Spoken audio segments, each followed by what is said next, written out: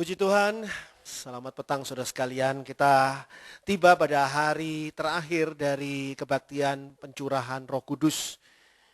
Dan kalau tadi kita bernyanyi ketika badai datang kita akan terbang bersama Tuhan. Seperti apa sih terbang bersama Tuhan itu? Kita berada di dalam kondisi yang dimampukan oleh Tuhan.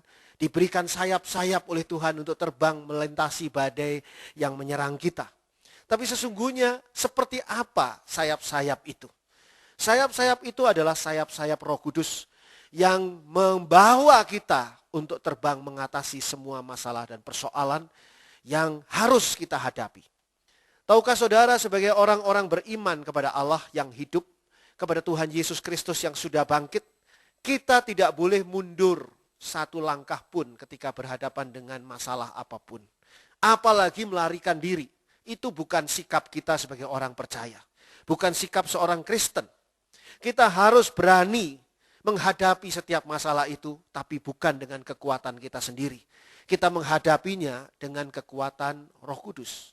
Itu sebabnya sebelum Daud berhadapan dengan berbagai macam tantangan dan masalah dalam hidupnya, sebelum Daud menjadi raja bagi Israel, sebelum Daud mengatasi segala hal yang harus diatasinya, Daud mendapat pengurapan yang datangnya dari Allah sendiri. Allah memilih Daud untuk diurapi. Tetapi selain Allah memilih Daud untuk diurapi, Daud sendiri memilih dirinya untuk diurapi oleh Allah. Seringkali Allah memilih saudara dan saya, memilih kita untuk mendapat pengurapan kuasa Roh Kudus. Kalau kita sendiri tidak memilih diri kita, atau dengan kata lain kita tidak benar-benar membuka hati kita untuk Roh Kudus Allah, walaupun Allah ingin mengurapi kita, pengurapan itu tidak akan pernah terjadi dalam kehidupan kita. Sehingga kita harus membuka hati kita dan membiarkan Tuhan, urapilah aku. Memang mungkin banyak hal yang membuat kita minder, membuat kita tidak yakin. Apa pantas saya ini diurapi oleh Roh Kudus? Karena masa lalu saya yang seperti itu. Karena kelemahan-kelemahan saya yang seperti itu. Banyak hal mungkin yang dibisikkan oleh setan iblis yang membuat kita kecil hati ketika kita berhadapan dengan Roh Kudus. Roh yang kudus dari Allah. Seringkali kita merasa, sudahlah, itu bukan bagian saya. Itu mungkin bagian orang lain yang jauh lebih baik.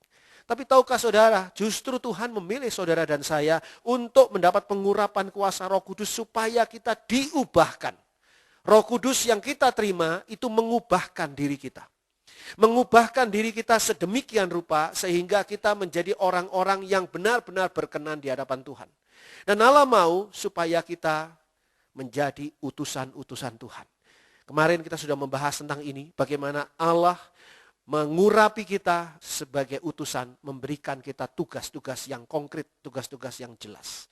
Dan tugas-tugas itulah yang membuat kita sungguh-sungguh bisa melakukan apa yang memang menjadi kehendak Allah dalam kehidupan kita. Saudara dan saya lahir di dalam dunia ini bukan kebetulan. Bukan sudah terlanjur lahir ya sudahlah, bukan. Allah mempunyai rencana yang sempurna dan indah bagi hidup saudara dan saya. Tapi seringkali rencana yang indah itu tidak terwujud karena kita mau jalan dengan pikiran kita sendiri. Dengan apa yang kita pandang baik dan benar. Padahal itu semua justru menghancurkan hidup kita. Tapi ketika kita mau menyerahkan diri kita ke dalam tangan Allah, mendapat pengurapan Roh Kudus, mau dipimpin oleh Roh Kudus, mulailah di sana. Kita akan berjalan sesuai dengan rencana Tuhan di dalam kehidupan kita masing-masing. Dan itu sebabnya Allah mau supaya kita diubahkan. Dan nanti kita ini menjadi alat Tuhan untuk mengubahkan orang lain. Orang yang penuh dengan Roh Kudus akan menjadi berkat bagi banyak orang lain. Sebab orang lain di dalam dunia ini mengalami kesengsaraan, mengalami penderitaan, mengalami masalah, mengalami duka cita yang dalam oleh sebab berbagai macam hal. Saudara dan saya yang diutus untuk memberikan kabar baik, untuk menghibur, untuk mengganti abu di atas kepala mereka yang tanda duka itu dengan mahkota, dengan rangkaian bunga untuk pesta. Dan itu adalah satu kesempatan di mana kita bisa menjadi alat Tuhan membawa berkat Tuhan bagi orang lain. Dan itulah yang sudah kita pelajari pada 2 hari ini. Bagaimana pengurapan kuasa Roh Kudus mengubahkan kita. Tapi bukan untuk ego kita. Roh Kudus bukan untuk ego kita, terus bukan untuk sombong-sombongan. Karena kita punya Roh Kudus, kita merasa lebih suci dari orang lain, lebih benar dari orang lain. Nanti kita bisa menjadi seperti orang-orang ahli Taurat itu yang sombong sekali. Kita tidak seperti itu. Justru orang yang punya Roh Kudus akan menyadari betul. Tanpa Roh Kudus, dia tidak ada artinya apa-apa. Bukan apa-apa. Dia sekedar debu yang tidak punya kemampuan. Tapi dengan Roh Kudus, kita bagaikan punya sayap Raja Wali yang terbang tinggi, melintasi semua masalah dan persoalan, bahkan bisa menolong orang lain yang membutuhkan pertolongan dari Allah. Ini hakikat dari gereja Tuhan. Gereja Tuhan bukan sekumpulan orang-orang yang kebetulan punya hobi yang sama. Ada orang yang punya hobi sepeda motor jenisnya sama, mereka kumpul sama-sama, lalu mereka mengadakan tur, mengadakan perjalanan, mengadakan acara, mengadakan makan siang bersama, atau nanti buka puasa bersama dan sebagainya. Oh, kita tidak sama seperti itu. Ada satu hal yang membuat kita berkumpul. Yang membuat kita berkumpul bersekutu ini karena kita berada di dalam naungan Roh Kudus yang sama untuk kita menyembah Allah yang sama di dalam Tuhan Yesus yang sama. Dan itulah yang menjadi kekuatan jemaat mula-mula. Saya ajak kita semua untuk membaca Kisah Para Rasul pasal 5. Kisah Para Rasul pasal 5 ayat 12 sampai dengan ayat 14. Kisah Para Rasul 5 ayat 12 sampai dengan 14. Dan oleh rasul-rasul diadakan banyak tanda dan mujizat di antara orang banyak. Semua orang percaya selalu berkumpul di serambi Salomo dalam persekutuan yang erat. Orang-orang lain tidak ada yang berani menggabungkan diri kepada mereka. Namun mereka sangat dihormati orang banyak. Dan makin lama makin bertambahlah jumlah orang yang percaya kepada Tuhan, baik laki-laki maupun perempuan.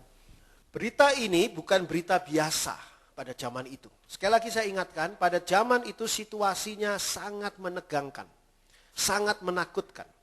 Karena orang-orang Yahudi ini masih dendam kepada Tuhan Yesus. Orang-orang Yahudi ini masih benci kepada pengikut-pengikut Kristus. Sehingga membuat para murid ini sempat bersembunyi di lantai 2 bangunan yang ada di Yerusalem. Pada saat mereka menantikan Roh Kudus. Tapi setelah mereka menerima Roh Kudus, mereka dengan berani menyampaikan berita firman Tuhan, kabar baik bagi orang-orang yang pada saat itu belum percaya Tuhan Yesus. Dan orang-orang itu pun menerima Tuhan Yesus sebagai juru selamat. Dan dikatakan di sini pada ayat 12, dan oleh rasul-rasul, para murid Tuhan Yesus, diadakan banyak tanda dan mujizat di antara orang banyak. Tanda dan mujizat ini suatu hal yang luar biasa yang Tuhan berikan sebagai karunia roh. Karunia roh yang luar biasa. Saudara jangan berpikir bahwa oh itu murid-murid Tuhan Yesus. Oh itu rasul-rasul pada zaman dahulu. Bukan tidak mungkin saudara pun menerima karunia Roh Kudus berupa membuat tanda dan mujizat karena kuasa nama Tuhan. Tapi sekali lagi, tidak semua orang yang mendapatkan karunia seperti itu karena Tuhan memilih orang-orang yang benar-benar bisa dipercayai untuk mempunyai karunia seperti itu. Tapi jangan mengecilkan diri kita sendiri seolah-olah kita tidak layak untuk menerima karunia itu. Kalau saudara menerima karunia Roh Kudus, jangan ditahan. Ketika saudara menerima karunia Roh Kudus berupa bahasa roh, jangan ditahan. Ketika saudara berdoa, berdoalah dalam bahasa roh. Tapi bukan untuk pameran. Itu bahasa roh bukan untuk dinyatakan kepada orang lain supaya orang lain tahu bahwa saya ini rohaninya luar biasa. Bukan. Cukup diucapkan untuk diri saudara sendiri. Jadi tidak perlu keras-keras untuk mengucapkan bahasa roh. Cukup untuk diri saudara sendiri. Kepada Tuhan yang saudara doa, kepada Tuhan itu tidak tuli. Sehingga tidak perlu saudara berteriak-teriak. Ini adalah satu hal yang penting kita pahami. Ketika kita menerima karunia roh, jangan ragu-ragu. Ada kemungkinan saudara pada suatu hari, biasanya saudara berdoa dan tidak terjadi apa-apa pada orang sakit itu. Tapi pada suatu hari orang sakit itu saudara doakan dan ternyata dia sembuh. Lalu orang lain lagi sakit, saudara doakan, ternyata sembuh. Saudara mendapatkan karunia penyembuhan. Walaupun mungkin saudara bukan seorang hamba Tuhan, bukan seorang pendeta. Ada kemungkinan seperti itu. Itu tergantung bagaimana saudara benar-benar bisa dipercaya oleh Tuhan untuk mendapat karunia itu. Dan ini adalah hal yang ditunjukkan oleh jemaat mula-mula pada waktu itu. Dikatakan di sana, semua orang percaya selalu, perhatikan di sana, semua orang percaya selalu berkumpul di serambi Salomo dalam persekutuan yang erat. Serambi Salomo ini adalah salah satu serambi di bait Allah. Jadi di tengah kota Yerusalem, di tengah-tengah ancaman dari orang-orang Yahudi dan di tengah-tengah ancaman tentara Romawi. Mereka dikatakan selalu berkumpul. Tidak peduli ada halangan apa, tidak peduli ada ancaman apa, mereka selalu berkumpul. Inilah gereja yang mula-mula, gereja yang asli, belum disebut sebagai orang Kristen di sini, tidak disebut sebagai orang Kristen. Tapi mereka ini sebagai orang percaya, semua orang percaya. Tertarik saya dengan istilah ini. Belum tentu orang Kristen itu percaya. Tapi orang percaya ini pasti pengikut Kristus. Jadi orang percaya ini pasti kita boleh sebut Kristen. Tapi belum tentu orang Kristen itu percaya. Percaya sungguh-sungguh pada kuasa Tuhan. Di sini mereka orang-orang percaya ini berkumpul, selalu berkumpul di Serambi Salomo dalam persekutuan yang erat. Bukan persekutuan biasa-biasa, persekutuan yang erat. Persekutuan yang erat ini satu hati. Kesatuan hati di dalam beribadah, memuji Tuhan, menyembah Tuhan, mendengarkan firman Tuhan. Di dalam melayani satu hati, itu yang luar biasa. Ini adalah satu situasi yang luar biasa. Sebab mereka sedang dicari-cari. Sebab mereka sedang diancam. Mereka ini berada dalam kondisi yang berbahaya, tapi mereka tetap berkumpul. Dikatakan di sini orang-orang lain ayat 13, tidak ada yang berani menggabungkan diri kepada mereka. Tidak berani bergabung ini ada macam-macam sebab. Tidak berani bergabung karena mereka penuh dengan kuasa Roh Kudus. Sehingga orang lain merasa, wah ini orang-orang luar biasa nih kelompok ini. Kami rasanya tidak mungkin bergabung dengan mereka, bisa jadi. Tapi bisa jadi mereka tidak berani bergabung karena mereka ini adalah orang-orang yang dicari-cari oleh bangsa Yahudi untuk dibunuh, untuk disiksa dan sebagainya. Sehingga tidak mau kena getahnya. Sehingga mereka tidak berani menggabungkan diri kepada mereka. Jadi perhatikan di sini, orang-orang lain tidak ada yang berani menggabungkan diri kepada mereka. Pegang bagian ini, kalimat ini, saudara ingat-ingat bagian ini karena nanti ada sebabnya. Kita lihat lanjutannya nanti. Namun mereka sangat dihormati orang banyak. Orang banyak, orang-orang lain menaruh respek kepada orang percaya ini. Pertanyaannya, apakah orang-orang lain, teman-teman kita, saudara-saudara kita yang bukan Kristen, tetangga-tetangga kita yang bukan Kristen, menaruh respek tidak kepada kita karena kita orang Kristen? Kadang-kadang orang menaruh respek, menghormati kita karena kita orang kaya. Orang menaruh respek, menghormati kita karena kita orang berpangkat. Orang itu menaruh respek pada kita karena kita orang yang lebih tua dari mereka. Tapi adakah mereka menaruh hormat kepada kita karena kita orang Kristen? Ini pertanyaannya. Apakah kekristenan kita membuat kita menjadi orang terhormat di tengah-tengah lingkungan kita? Gereja mula-mula itu membuat diri mereka menjadi orang-orang terhormat karena Kristus. Roh Kudus membuat mereka berbeda. Jadi orang Kristen zaman sekarang seringkali mau eksklusif, menyendiri, memisahkan diri. Supaya apa? Terlihat lain dari yang lain, terlihat istimewa. Padahal orang-orang percaya pada zaman dahulu tidak memisahkan diri. Orang-orang percaya pada zaman dulu memang terlihat terpisah, terlihat lain. Apa sebabnya? Karena Roh Kudus menguasai mereka. Orang yang punya Roh Kudus dan orang yang tidak punya Roh Kudus pasti berbeda. Kalau tidak berbeda, apa gunanya kita punya Roh Kudus? Kita punya Roh Kudus sama tidak, sama saja, ya apa gunanya? Hidup kita sekarang punya Roh Kudus dengan hidup kita yang lalu tidak punya Roh Kudus harusnya berbeda 100%. Berbeda sama sekali. Ada perbedaan yang kita sendiri sadar. Iya ya, dulu kok saya begitu ya. Sekarang kok saya mengalami begini. Satu perubahan yang luar biasa. Menerima Roh Tuhan, kata kuncinya adalah berubah. Berubah menjadi seperti apa yang Tuhan mau. Bukan berubah menjadi kondisi yang lebih buruk, tapi kondisi yang lebih baik yang berkenan di hadapan Tuhan. Nah, mereka ini dikatakan dihormati oleh orang banyak. Namun mereka sangat dihormati orang banyak. Apa kelebihan mereka sehingga mereka dihormati? Apakah mereka mempunyai senjata? Tidak. Apakah mereka mempunyai pangkat? Tidak. Apakah mereka mempunyai harta? Tidak. Apakah mereka mempunyai pengalaman nama besar? Mereka pahlawan, mereka umat? Tidak. Mereka tidak punya apa-apa selain mereka punya Roh Kudus. Kalau saudara punya Roh Kudus, saudara pasti dihormati oleh bawahan saudara. Saudara punya Roh Kudus, saudara pasti dihormati oleh keluarga saudara. Saudara punya Roh Kudus, saudara pasti dihormati oleh tetangga saudara. Pasti. Karena Roh Kudus itu adalah roh terhormat. Itu roh Allah. Kita bukan orang terhormat. Kita ini debu, kita ini dulunya sampah. Kita bukan orang terhormat. Tapi ketika roh Allah masuk dan menguasai diri kita, kita menjadi orang terhormat. Pantas mereka menghormati kita. Bukan karena kelebihan kita, tapi karena Roh Kudus yang ada di dalam diri kita. Saudara perhatikan di sana pada ayat 14. Ini ayat yang aneh. Dan makin lama makin bertambah jumlah orang yang percaya kepada Tuhan. Baik laki-laki maupun perempuan. Kenapa saya sebut ayat ini aneh? Karena ayat ini bertentangan sekali dengan ayat yang sebelumnya. Dikatakan di sana, ayat 13, orang-orang lain tidak ada yang berani menggabungkan diri kepada mereka. Tidak ada yang berani menggabungkan diri pada mereka. Harusnya kalau tidak berani menggabungkan diri dengan kelompok ini jumlahnya akan tetap terus. Tidak bertambah, karena orang lain tidak berani bergabung di sana. Tapi ternyata ayat 14, dan makin lama, makin bertambahlah jumlah orang yang percaya kepada Tuhan. Bergabung dengan mereka. Apa yang terjadi ini? Yang terjadi adalah perubahan. Perubahan pada diri orang-orang yang tadinya tidak berani bergabung. Orang-orang tadi tidak berani bergabung karena takutnya macam-macam dengan pikiran mereka sendiri. Tapi sekarang kenapa kok berani bergabung? Tadinya mereka tidak berminat bergabung. Kenapa sekarang berani bergabung? Firman Tuhan nanti jelaskan bahwa ada sesuatu yang luar biasa dari jemaat ini.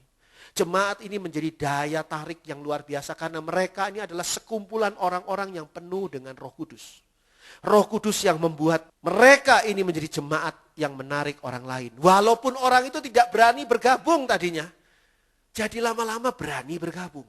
Ada roh Allah yang menguatkan dan membuat mereka berani untuk bergabung dengan orang percaya. Sekali lagi saya ingatkan, bergabung dengan orang percaya pada zaman itu, resikonya nyawa melayang. Resikonya itu bisa pulang dari tempat itu, dihadang oleh orang Yahudi, dihantemi rame-rame, dikeroyok dan sebagainya. Resikonya luar biasa pada zaman itu. Sebab apa? Sebab mereka ini adalah orang-orang yang sangat-sangat dicari dan dibenci. Karena Tuhan Yesus yang mau dihancurkan oleh mereka, yang sudah dihancurkan di atas kayu salib oleh mereka, ternyata bangkit. Dan Tuhan Yesus yang bangkit ini malah naik ke surga. Jadi siapa sasarannya? Tuhan Yesus sudah naik ke surga, susah untuk dikejar. Untuk disiksa lagi Tuhan Yesus yang sudah naik ke surga. Jadi yang dicari adalah pengikut-pengikut Kristus. Adalah orang-orang Kristen. Dan orang-orang Kristen ini adalah mereka, jemaat mula-mula ini. Wajar kalau semua orang takut bergabung kepada kelompok Kristen ini. Kelompok jemaat mula-mula. Tapi akhirnya ayat 14 mengatakan, dan makin lama makin bertambahlah jumlah orang yang percaya kepada Tuhan. Baik laki-laki maupun perempuan. Jadi kalau kita lihat di sini, ada sesuatu yang luar biasa terjadi pada jemaat yang kelihatannya biasa-biasa saja. Kita ini adalah jemaat yang biasa-biasa saja. Kita tidak perlu mengadakan satu acara yang aneh-aneh untuk katakanlah menarik orang bergabung dengan jemaat ini. Ada satu hal yang sangat perlu kita lakukan adalah membiarkan Roh Kudus masuk menguasai kita, mengubah kita, dan membiarkan Roh Kudus bekerja melalui kita. Ada 3 perkara. Pertama, meminta Roh Kudus masuk memenuhi kita. Pengurapan kuasa Roh Kudus. Malam hari ini kita akan berdoa untuk itu. Dan membiarkan kita diubah oleh Roh Kudus. Pribadi kita diubah oleh Roh Kudus. Dan lalu membiarkan Roh Kudus memakai kita untuk menjadi alatnya yang luar biasa. Dan itulah menjadi rahasia jemaat mula-mula. Jemaat mula-mula di tengah situasi yang sulit, yang berat.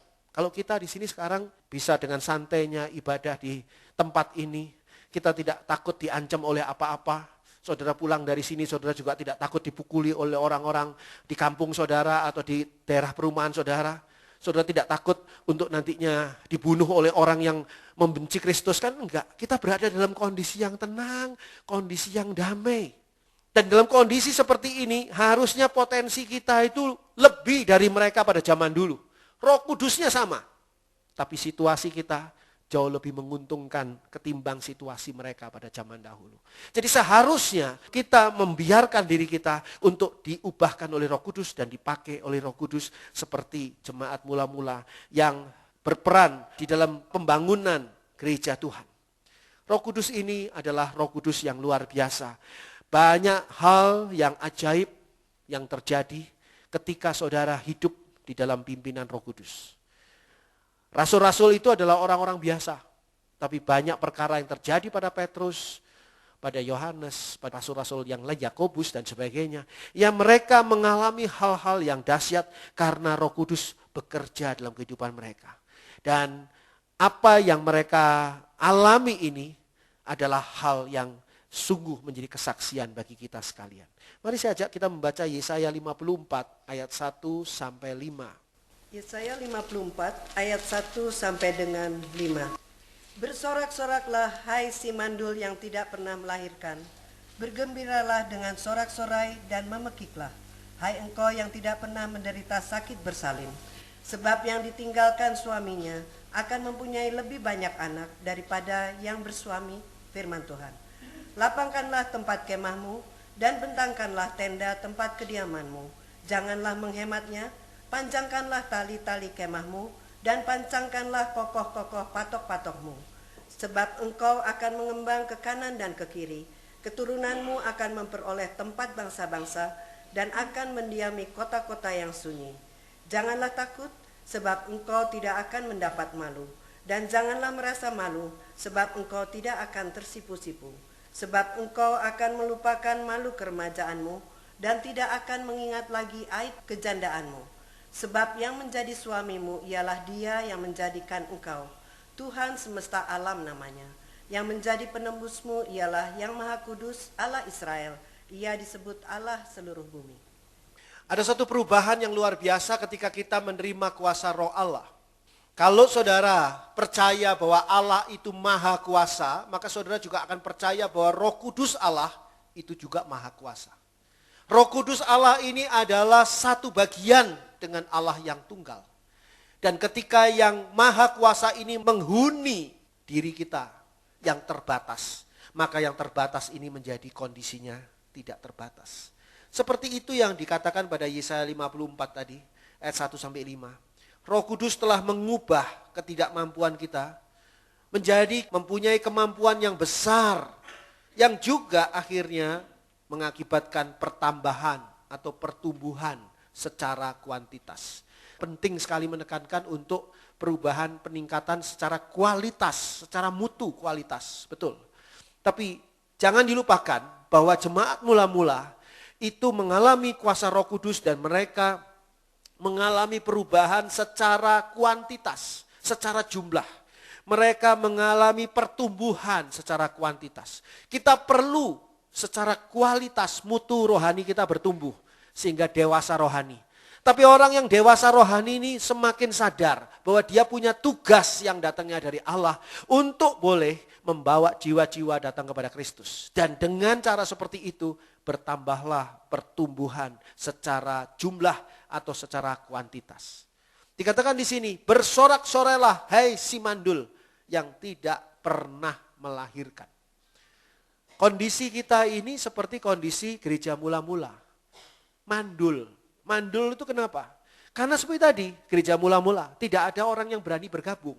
Jemaat ini, kumpulan ini adalah kumpulan orang yang dicari-cari oleh pemerintah, oleh orang-orang Yahudi sendiri bahkan. Mereka ini adalah orang-orang yang disegani tapi orang tidak mau bergabung. Jadi seperti orang mandul yang tidak bertambah jumlahnya. Bersorak-sorailah sekarang hai si mandul yang tidak pernah melahirkan. Bergembiralah dengan sorak-sorai dan memekiklah hai engkau yang tidak pernah menderita sakit bersalin. Jadi kalau sekarang proses alamiahnya adalah mengandung, proses alamiahnya adalah melahirkan dengan sakit, sekarang Tuhan berikan tidak melalui proses yang alamiah. Sebab yang ditinggalkan suaminya akan mempunyai lebih banyak anak daripada yang bersuami, firman Tuhan. Ini adalah suatu proses yang tidak alamiah. Roh Kudus ini tidak mengatakan kita akan menempuh proses alamiah, tidak. Justru Roh Kudus menjelaskan kepada kita semua, siap-siaplah untuk mengalami proses yang tidak alamiah, proses yang ajaib, proses yang misterius, proses yang aneh. Sekarang kalau saya pikir-pikir ya, sejak saya melayani Tuhan tahun 95, itu saudara yang hadir di sini adalah orang-orang yang sudah melampaui proses yang aneh. Saya tidak tahu kenapa saudara hadir di sini. Saya tidak tahu kenapa saudara berjemaat di sini. Saya tidak tahu kenapa saudara melakukan keputusan untuk bersekutu di sini. Saya tidak tahu. Itu adalah proses yang ajaib, yang misterius, yang Tuhan tempatkan dalam hidup saudara.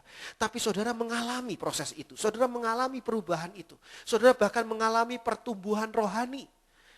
Tahap demi tahap, masa demi masa. Saudara dengarkan firman Tuhan. Dan firman Tuhan itu menumbuhkan kerohanian saudara. Banyak di antara saudara yang sudah mengalami perubahan. Perubahan yang luar biasa. Saya kenal beberapa orang sudah sangat lama. Dan orang-orang ini sudah berubah total. Sudah mengalami pembentukan yang datangnya dari Tuhan. Itu sungguh satu hal yang sampai pada hari ini saya tidak mengerti. Karena apa? Memang prosesnya ajaib. Ini orang ini mandul. Orang ini tidak punya suami dan mandul. Bagaimana bisa punya anak banyak?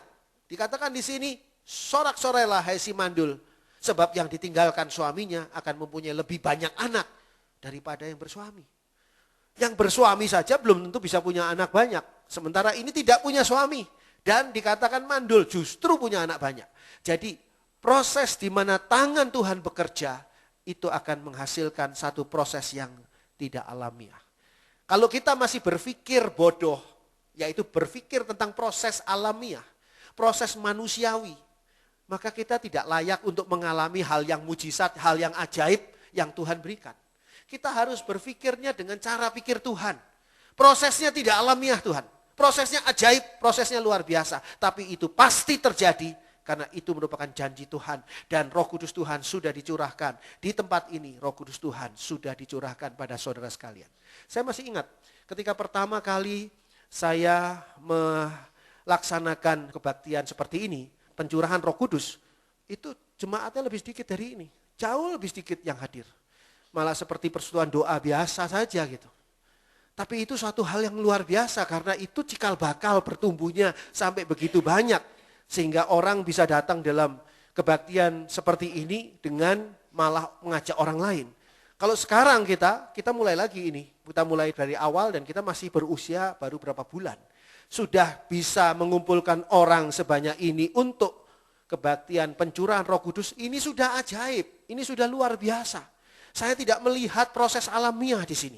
Yang saya lihat adalah proses mujizat, proses Allah yang terjadi. Lapangkanlah tempat kemahmu dan bentangkanlah tenda tempat kediamanmu. Janganlah menghematnya. Panjangkanlah tali-tali kemahmu dan pancangkanlah kokoh-kokoh patok-patokmu. Kalau saudara percaya bahwa saudara, kita semua akan ditambah-tambahkan jumlahnya, jangan ibadah di dalam ruangan yang sempit. Sekarang ruangan kita lega kan? Selalu ada tempat yang masih bisa diisi oleh kursi. Masih bisa ditambah. Sehingga ketika nanti dengan proses yang ajaib Tuhan tambah-tambahkan jiwa. Jumlah jemaat di tempat ini. Tempatnya sudah ada. Jangan kita tidak melapangkan kemah kita. Tidak melapangkan tempat ini. Kita ini harus berpikir manajemen bisnis nih, secara bisnis. Orangnya cuma segini, oke lah efisiensinya ya kita ngambil aja yang tempat yang kecil. Tuhan tidak tambah-tambahkan. Karena kita berpikir secara manusiawi, secara alamiah. Nanti kalau ditambahkan Tuhan barulah kita nambah lagi, itu alamiah. Kita tidak boleh berpikir seperti itu, kita harus berpikir seperti Tuhan. Lapangkanlah tempat kemahmu. Kalau saudara biasa punya dompet kecil, untuk uang kecil saudara, uang kecil saudara tidak pernah bisa menjadi uang besar. Coba mulai sekarang saudara punya dompet besar untuk uang kecil saudara. Nanti uang kecil saudara itu akan bertambah dan menjadi uang besar. Maksudnya besar kecil bukan uangnya jadi besar gitu, bukan. Tapi nilainya akan menjadi besar. Kenapa? Karena saudara sudah melapangkan kemah. Saudara sudah percaya Tuhan akan memberkati. Ada orang-orang yang tidak diberkati oleh Tuhan karena apa? Dompetnya itu cuma penuh dengan bon-bon. Penuh dengan apa? Penuh dengan tanda hutang gula di warung sana, hutang apalagi. Cuma gitu-gitu aja penuhnya. Isinya tebal tapi isinya cuma bon-bon aja. Kalau saudara mau seperti itu, punyalah 2 dompet. Satu dompet untuk bon saja khusus, satu lagi dompet untuk uang kecil tadi yang nantinya jadi besar. Percuma Pak Andri saya punya dompet juga nggak ada uangnya. Yang penting kan uangnya Pak Andri bukan dompetnya. Itu cara berpikir logika manusiawi. Logika alamiah. Saudara harus berpikir logikanya Allah. Allah berpikir gini, bagaimana saya akan memberi kamu uang? Kamu dompet aja nggak punya. Punya dulu dompetnya. Kosong biarin, tapi punya dulu dompetnya. Tuhan, saya sudah punya dompetnya. Kapan Tuhan kirim uangnya? Nanti Tuhan akan kirim uangnya pada saudara. Tidak ada yang ngomong amin, jadi nggak apa-apa. Tidak ada yang ngomong amin kan, jadi memang nggak mau mereka ini pengennya ya segini aja gitu ya. Jangan ya. Jadi saudara perlu untuk berpikir cara pikir Allah. Lapangkanlah tempat kemahmu dan bentangkanlah tenda tempat kediamanmu. Janganlah menghematnya. Panjangkanlah tali-tali kemahmu dan pancangkanlah kokoh-kokoh patok-patokmu. Sebab engkau akan mengembang ke kanan dan ke kiri. Keturunanmu akan memperoleh tempat bangsa-bangsa dan akan mendiami kota-kota yang sunyi. Saya ajak saudara berpikir sejenak. Bangsa Israel keluar dari Mesir, berapa orang jumlahnya? Bangsa Israel keluar dari Mesir kurang lebih ya secara jumlah jiwa mungkin sekitar 2.500.000 orang. Kalau dihitung di kitab suci tidak sampai segitu, tapi itu istri dan anak-anak belum dihitung. Jadi laki-laki saja kalau di Alkitab, tapi kurang lebih 2,5 juta orang. 2,5 juta orang, sebutlah 3 juta orang. Sekarang penduduk kota Bandung berapa? 3 juta orang? Nyampe ya? Belum ya? Segitu. Kurang lebih lah kita bandingkan lah. Mungkin sebutlah 2 kali jumlah penduduk kota Bandung. Sebutlah gitu, supaya kita nggak susah berpikir. Nih, kita capek nih pikirannya, susah nih. 1 tambah 2 aja kadang-kadang lupa berapa ya gitu ya, karena capek pikiran kita. Oke, sebutlah begitu. Masuk akal nggak Tuhan sediakan Kanaan, itu tanah yang luas. Yang terbentang luas Kanaan itu. Dari zaman dahulunya, pada waktu zamannya Yosua memimpin bangsa Israel masuk Kanaan. Kanaan itu menjadi tempat yang sangat luas. Sementara mereka itu di Mesir tuh dempet-dempetan. Mereka di Mesir tuh berada pada zona yang sangat sempit. Dipindahkan oleh Tuhan, sebetulnya zona yang sempit itu saja cukup kan. Tapi Tuhan tidak seperti itu cara berpikirnya. Tuhan berpikirnya besar. Berpikirnya luas. Berpikirnya itu lapangkanlah tempat kemahmu. Itu cara berpikirnya Tuhan. Sehingga Tuhan memindahkan bangsa Israel ke Kanaan dengan luas. Kanaan itu sangat-sangat luas, sangat-sangat longgar bagi orang-orang Israel yang generasi kedua yang saat itu masuk dipimpin oleh Kaleb dan Yosua. Ini adalah satu hal yang kita perlu belajar. Oh, cara berpikir Tuhan seperti itu. Sehingga kalau saudara berpikir sempit, berpikir kecil, berpikir tidak berdaya, berpikir tidak mampu, berpikir minder, seperti itu yang saudara akan peroleh. Tapi kalau saudara berpikir besar, berpikir luar biasa, berpikir ajaib, berpikir dahsyat, karena Roh Kudus memenuhi pikiran saudara, maka juga seperti itu yang akan saudara peroleh. Jadi jangan biarkan kita itu membatasi kerja Roh Kudus. Biarkanlah Roh Kudus bekerja. Biarkanlah Roh Kudus bekerja sebebas-bebasnya. Jangan sampai kita ini merasa bahwa cukuplah sekian. Tapi juga jangan berlebihan. Kita jumlah segini, kita sewa gazebo. Wah, kita terus jadi kecil di sana sedikit. Hei, saudara terpisah-pisah. Hei, yang di belakang. Hei, yang di atas. Kayaknya kayak di dalam rekaman kayaknya banyak sekali orangnya. Padahal satu di sana, satu. Itu ya keterlaluan, itu gak punya hikmat. Kalau itu gak punya hikmat jelas-jelas. Sudah sewanya mahal, duduk di belakang gelap, sebelahnya ada orang gak ya kan gitu, takut juga kan. Ya jangan begitu juga. Jadi kita mesti punya hikmat Tuhan lah untuk hal ini. Sebab engkau akan mengembang ke kanan dan ke kiri, keturunanmu akan memperoleh tempat bangsa-bangsa dan akan mendiami kota-kota yang sunyi. Kita lihat di sini bagaimana Tuhan menyiapkan bagi umatnya. Janganlah takut sebab engkau tidak akan mendapat malu. Dan janganlah merasa malu sebab engkau tidak akan tersipu-sipu. Ini adalah jaminan Tuhan. Bahwa kadang-kadang kita itu kalau melangkah belum ada buktinya, kadang-kadang kita ragu-ragu. Kita ragu-ragu, kita malu, kita nantinya jadi tersipu-sipu karena orang membuktikan bahwa ternyata belum segitu. Tapi Tuhan menjamin kita, jangan takut dan jangan merasa malu. Karena jaminan Tuhan ini, Roh Kudus membuat kita tidak lagi hidup pada masa lalu. Tapi Tuhan membuat kita hidup pada masa depan. Janji Tuhan itu selalu di depan. Janji Tuhan itu selalu belum sampai. Kita belum sampai pada janji Tuhan. Tapi kita disuruh hidup pada janji Tuhan. Coba saudara bandingkan di sini. Lapangkanlah tempat kemahmu. Padahal belum ada yang membuat kita perlu melapangkan kemah. Artinya apa? Artinya janji Tuhan itu mengajak kita untuk hidup di masa depan, bukan hidup di masa lalu. Masa lalu boleh saudara lihat dari kaca spion saja. Kadang-kadang ngelirik kaca spion. Untuk mengevaluasi. Ada motor enggak yang mau nyusul saya? Gitu. Ada mobil enggak yang mau nyusul saya? Apakah saya ini terlalu dekat enggak dengan mobil sebelah ini? Kaca spion. Tapi kalau saudara nyetir mobil atau motor, lihat kaca spion terus, lama-lama saudara nabrak. Sebab saudara lihat ke belakang terus. Lihat ke belakang terus, orang itu, yang naik motor cantik sekali ya. Duh, pakai sepeda motor, pakai helm gitu. Duh, saudara lihat itu terus nabrak saudara. Kita itu perlu lihat boleh untuk apa? Untuk evaluasi. Oh ya dulu seperti ini, gini-gini, oh sekarang begini.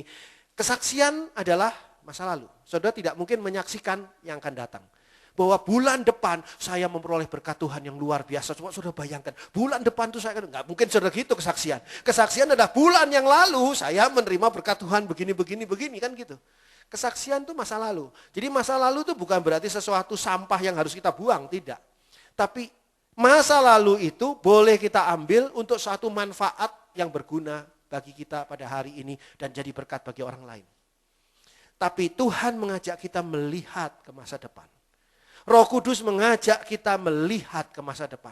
Kalau saudara dipenuhi oleh Roh Kudus, saudara tidak akan tinggal pada kemarin, tidak akan tinggal pada hari ini, tapi saudara akan melihat masa depan. Saudara bisa melihat bahkan terus jauh sampai ke masa depan saudara di dalam surga. Itu Roh Kudus. Roh Kudus bisa memberi karunia pada saudara. Rasul Paulus katakan begini, aku kenal seorang, tidak tahu apakah dia dengan tubuhnya ini atau dengan tubuh yang lain, dia naik sampai ke surga tingkat yang ketiga. Rasul Paulus bisa melihat masa depan di mana surga itu akan dimasuki. Itu bukan khayalan.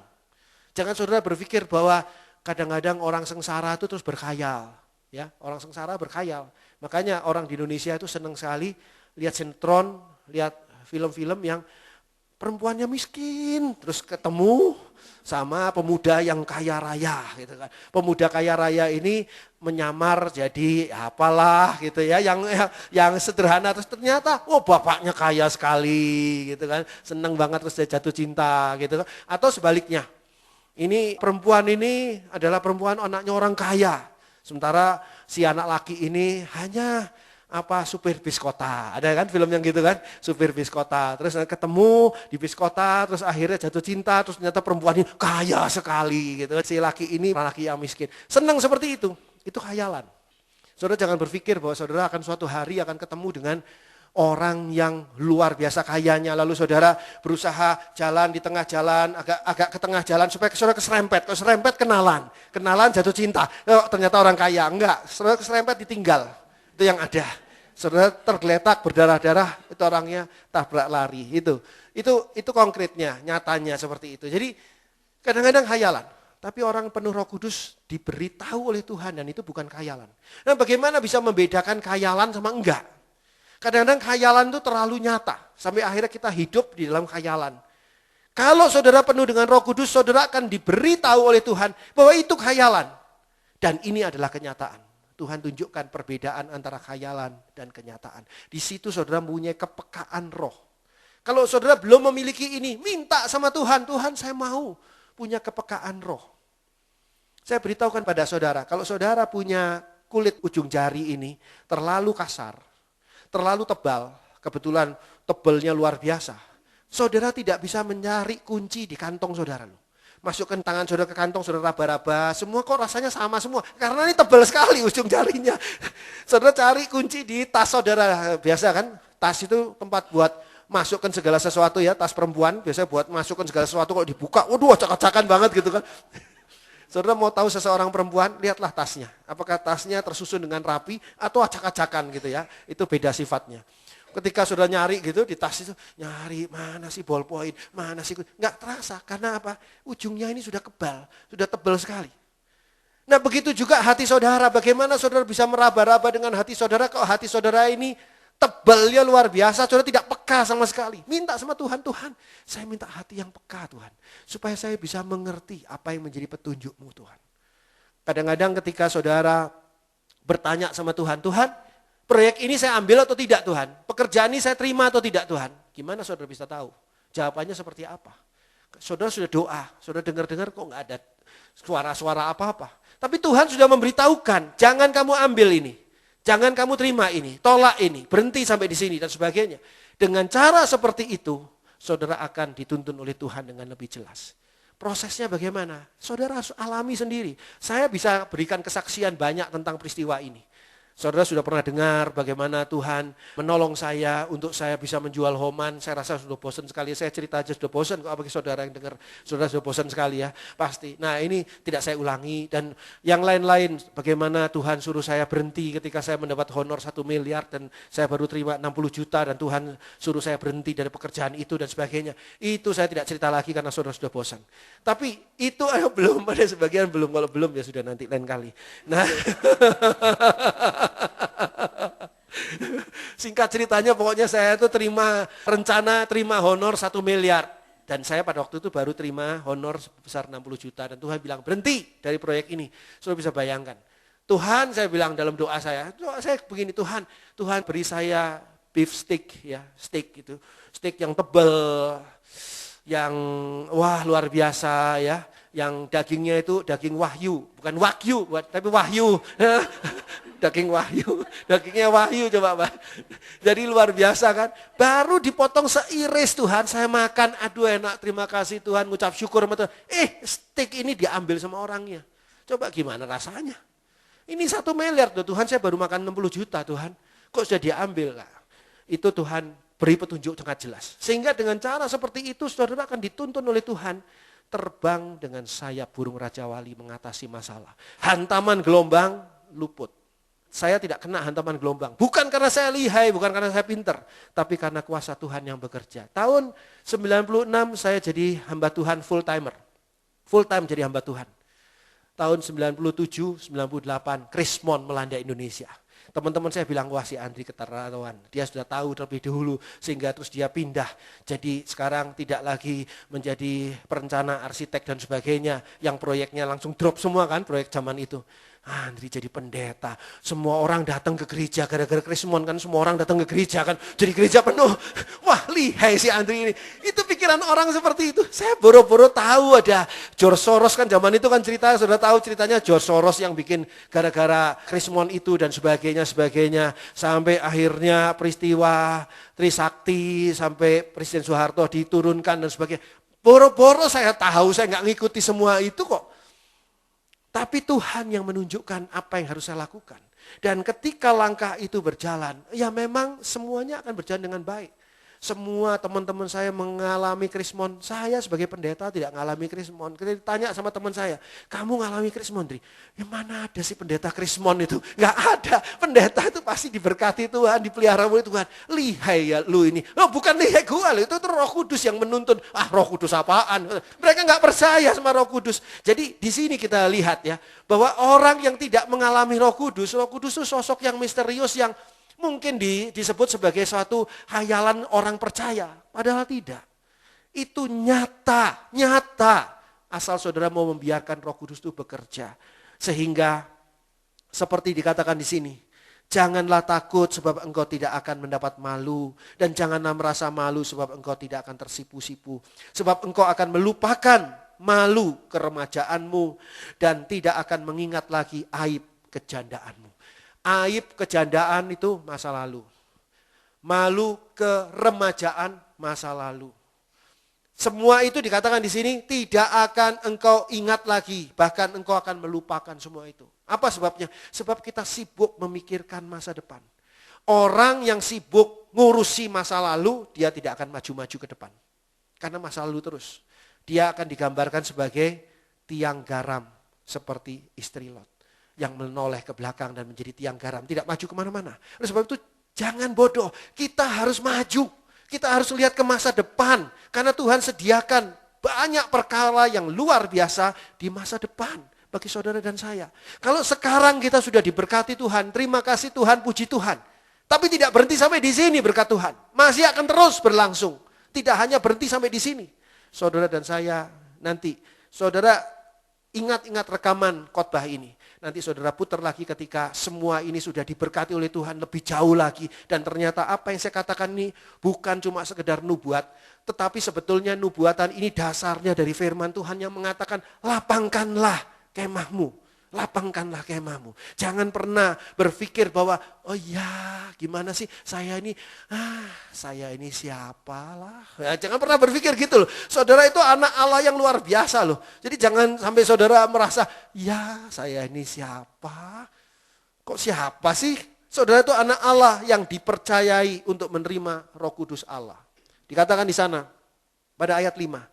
Sebab yang menjadi suamimu ialah Dia yang menjadikan engkau. Tuhan semesta alam namanya. Suami di sini adalah gambaran di mana kita itu bisa bergantung, kita itu bisa bernaung, kita itu bisa bersandar, kita itu dijamin, kita itu dilindungi. Ini ya satu sebutan yang luar biasa yang membuat suami-suami harus sadar bahwa suami-suami harus bisa menjadi seperti Tuhan Yesus. Bisa menjadi tempat yang dipercayai, bisa menjadi tempat istrinya bernaung, bisa menjadi tempat istrinya berlindung, bisa menjadi tempat istrinya meminta arah apa yang harus ditempuhnya dan sebagainya. Seperti Tuhan Yesus. Sebab yang menjadi suamimu ialah Dia yang menjadikan engkau Tuhan semesta alam namanya. Yang dikatakan di sini sebagai Tuhan semesta alam namanya. Saya tanya pada saudara, kalau saudara ada seorang istri lah katakanlah, seorang wanita menikah dengan Bang Somad, tukang tomat. Nah ya ini ya. Ya, ini wanita ini menikah dengan Bang Somad, tukang tomat. Wanita yang satu lagi ini menikah dengan Pak Gatot ya, yang adalah jenderal. Nah, sekarang pertanyaan saya, mana kira-kira yang akan menjadi suami yang lebih mempunyai kemampuan? Bang Somad, tukang tomat, atau Pak Gatot, jenderal? Jenderal lah pasti. Sekarang yang menjadi suami saudara bukan Bang Somad, tukang tomat. Tapi yang menjadi suami saudara adalah bukan Pak Gatot, jenderal, bukan. Yang menjadi suami saudara adalah Allah. Tuhan semesta alam namanya. Itu yang menjadi suami kita. Gereja Tuhan ini digambarkan sebagai mempelai Kristus. Kita ini adalah istrinya Allah, Tuhan yang semesta alam namanya. Pencipta langit dan bumi.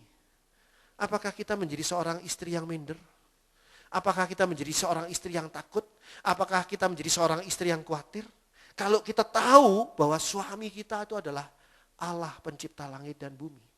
Masalahnya sekarang seberapa besar saudara percaya bahwa suami saudara adalah Allah pencipta langit dan bumi. Berapa besar saudara percaya? Apa saudara minder? Bukan, masa sih saya ini. Lah, seperti itu ya saudara tidak jadi istrinya Allah yang punya maha kuasa itu.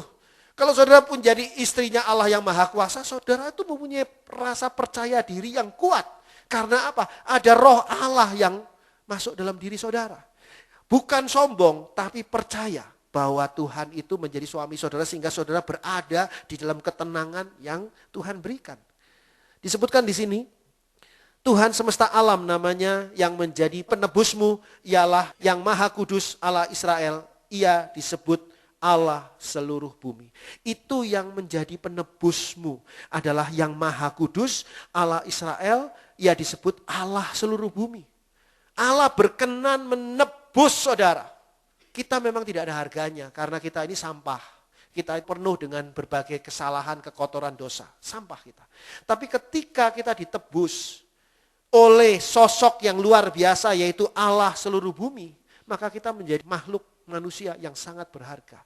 Harusnya kita percaya dan mengerti betapa berharganya kita di mata Allah sedemikian rupa sehingga kita tidak berlaku hal-hal yang merendahkan penghargaan yang Allah berikan. Allah memberikan penghargaan tinggi bagi kita.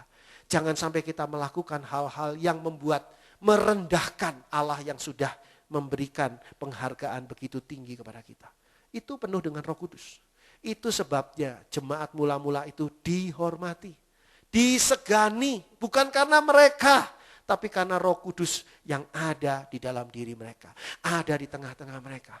Saudara dan saya, kita ini adalah jemaat Tuhan yang harus menjadi kebanggaan Tuhan. Saudara dan saya harus dihormati, disegani, bukan karena kita hebat, tapi karena yang menjadi suami kita, yang menjadi penebus kita adalah Allah yang Maha Kuasa. Roh Allah ada di dalam kita, itulah yang mengubah akan hakikat kita. Kita itu bukan saja orang biasa, bukan. Kita ini orang luar biasa. Sudah diistimewakan oleh Allah. Bukan untuk kesombongan, hati-hati. Setan iblis pandai ini. Ketika kita mendapatkan prestasi yang luar biasa, kita bisa jadi sombong. Kita bisa dibujuk-bujuk untuk sombong rohani. Merasa diri lebih suci dari orang lain. Merasa diri lebih benar dari orang lain. Merasa diri lebih dekat sama Tuhan. Merasa diri bisa memengaruhi Tuhan. Dan sebagainya, hati-hati. Itu semua adalah penyesatan yang datangnya dari kuasa gelap setan iblis. Kita tidak seperti itu. Karena kita sadar, Tuhan, Engkaulah yang besar dan akulah Tuhan yang tidak ada artinya. Sehingga Yohanes mengatakan seperti ini, biarlah dia semakin hari semakin bertambah dan aku semakin hari semakin berkurang. Dia yang bertambah ini bertambah di dalam diriku supaya dia semakin dimuliakan. Tapi aku, egoku semakin berkurang, semakin ditekan, semakin dibuang karena Kristus yang bertahta di dalam diri kita. Kita tidak diajar untuk hidup di masa lalu. Kita diajar Tuhan untuk hidup di masa depan. Yohanes 14 ayat 16 dan 17. Yohanes 14 ayat 16 dan 17. Aku akan minta kepada Bapa dan ia akan memberikan kepadamu seorang penolong yang lain supaya ia menyertai kamu selama-lamanya, yaitu Roh kebenaran. Dunia tidak dapat menerima dia, sebab dunia tidak melihat dia dan tidak mengenal dia. Tetapi kamu mengenal dia, sebab ia menyertai kamu dan akan diam di dalam kamu. Saudara tidak perlu bersusah payah menjelaskan kepada orang dunia tentang siapa itu Roh Kudus. Saudara tidak perlu menjelaskan tentang apa pengertian teologia saudara. Kesatu, saudara bukan lulusan sekolah teologi. Saudara mungkin juga tidak pernah belajar formal teologi. Dan kedua, tidak perlu karena mereka semua akan menolak apapun yang saudara jelaskan. Tentang Allah, tentang Tuhan Yesus, tentang Roh Kudus. Yang perlu saudara lakukan adalah menunjukkan kepada mereka bahwa saudara memiliki Roh Kudus. Sehingga saudara berbeda dari orang dunia. Cara berpikir saudara berbeda. Minat saudara berbeda. Omongan saudara berbeda. Sikap saudara berbeda. Keputusan saudara berbeda. Tingkah laku saudara berbeda. Karena saudara punya Roh Kudus. Itu yang perlu ditunjukkan kepada mereka. Kepada orang dunia. Orang dunia berpikir dengan cara dunia. Saudara dan saya berpikir dengan pikiran Kristus. Orang dunia mengambil tindakan, sikap dan sebagainya. Logika mereka. Cara berpikir mereka, logika dunia yang terbatas dan salah. Sudah terbatas, salah. Kita logikanya logika yang tidak terbatas karena logika Allah. Dan benar karena kita belajar firman Tuhan. Itu sebabnya firman Tuhan katakan di sini pada Yohanes 14 ayat 16 dan 17. Aku akan minta kepada Bapa dan ia akan memberikan kepadamu seorang penolong yang lain. Supaya ia menyertai kamu selama-lamanya. Jadi ketika malam hari ini saudara terima Roh Kudus. Terima Roh Kudus ini bukan terus kapan ya Roh Kudus ini expired dari diri kita ya. Sampai kapan ini? Apakah sebulan? Roh Kudus ini seperti suntikan imunisasi gitu. Berapa lama nih harus diulang lagi? Enggak, selama-lamanya. Kalau saudara tahun lalu pernah terima Roh Kudus, tahun yang lalu pernah terima Roh Kudus, bagus. Sekarang saudara melengkapi. Jangan saudara berpikir, tahun lalu saya sudah pernah terima Roh Kudus. 2 tahun lalu saya terima Roh Kudus dengan luar biasa. Sekarang enggak perlu lagi. Roh Kudus itu bukan seperti gelar yang kita terima. Lulus SMA, udah lulus SMA, sekali lulus SMA ya sudah selamanya. Enggak usah sekolah SMA lagi, terus sudah lulus. Bukan seperti itu. Tapi kita perlu dipenuhi tiap hari, bahkan dipenuhi oleh Roh Kudus. Dipenuhi lagi dan dipenuhi lagi. Kenapa? Karena kita ini hanya debu. Bagaimana kita bisa menampung Roh Tuhan yang penuh dengan kuasa, dengan kerapuhan diri seorang manusia? Coba saudara bisa bayangkan hal ini. Bagaimana saudara bisa menampung Roh Kudus yang penuh dengan kuasa. Padahal kita tahu bahwa kita ini rapuh sebagai manusia. Itu sebabnya kita perlu lagi Tuhan. Lagi Tuhan. Tiap pagi saudara berdoa, Tuhan penuhkan aku dengan Roh-Mu yang kudus Tuhan. Hari ini penuhkan aku dengan Roh-Mu yang kudus. Besoknya saudara doa lagi, Tuhan penuhkan aku dengan Roh Kudus. Bukan berarti umurnya Roh Kudus cuma harian dalam diri saudara. Terus Tuhan tanya, lu mau Roh Kudus yang harian, mau mingguan? Atau mau bulanan? Rada besaran sedikit dong persembahannya kalau mau bulanan, katanya lebih mahalan. Enggak. Ini lihat selama-lamanya. Cuma kita perlu dipenuhi lagi dan dipenuhi lagi karena apa? Karena ketidakmampuan kita. Ketidakberdayaan kita. Kita itu bukan Tuhan Yesus. Tuhan Yesus itu luar biasa. Tuhan Yesus itu super luar biasa. Kita itu manusia biasa. Sehingga ketika kita dipenuhi oleh Roh Kudus, kita menjadi luar biasa. Tapi ingat, kita tuh rapuh selama kita di dalam dunia ini. Sehingga seorang Daud pun bisa jatuh di dalam dosa. Justru ketika dia lagi begitu dekatnya dengan Tuhan. Daud begitu dekatnya dengan Tuhan bisa jatuh dalam dosa. Kenapa? Karena rapuh manusia ini. Jangan sombong, kita merasa saya kuat, kerohanian saya kuat. Enggak, kita tuh rapuh. Setan iblis tahu persis titik lemah saudara. Mungkin kelemahan saudara tidak sama dengan kelemahan saya. Kelemahan saya tidak sama dengan kelemahan saudara yang lain. Mungkin tidak sama. Tapi setan iblis kenal betul kelemahan kita masing-masing. Hati-hati, saudara ditembak di titik lemahnya. Oleh sebab itu, kita perlu Roh Kudus, penuhilah aku. Mintalah Roh Kudus, Tuhan penuhilah aku. Aku membutuhkan Roh-Mu yang kudus. Dikatakan di sini, penolong yang lain supaya ia menyertai kamu selama-lamanya. Roh Kudus adalah roh penolong. Penolongnya siapa? Bukan penolong orang lain, bukan penolong orang banyak, bukan penolong dunia. Roh Kudus ini dikirim untuk menolong saudara dan saya sebagai umat Tuhan. Penolong kita. Lalu dunia gimana? Dunia yang belum bertobat itu tugas kita. Kitalah yang bertugas untuk menyampaikan kabar baik. Kemarin sudah dibawakan hal ini. Kita yang bertugas untuk menyampaikan akan berita kelepasan. Kita yang bertugas untuk menggantikan kain kabung itu dengan sukacita surgawi. Kita yang ditugaskan Tuhan. Roh Kudus memberikan kemampuan kepada kita.